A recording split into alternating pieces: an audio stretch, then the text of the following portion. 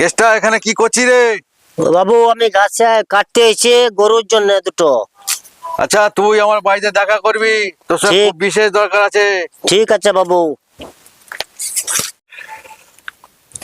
বাবু ডেকেছিলেন কেন?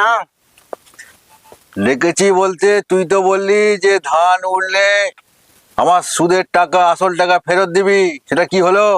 বাবু ডুবে গেছে জমি, কি করে ধান দেবো, টাকা কি করে দেবো? আরে ওটা বললে হবে না, মহাজনের কাছে ওসব চলবে না। তো সুদে আসলে 1,000 1 লাখ বেশি হয়ে গেছে। তোর যে জমির দলিলটা আমার কাছে আছে, ওটা লিখে দে। আরে বাবু তুমি ঠিক আছে, আমি এবারে মাফ করে দাও। আমি সামনের বছর সব চাষ হলে আমি সব মিটিয়ে দেবো। না রে কেষ্টা, তুই দলিল লিখে দে, মহাজনের নিয়ম এটা।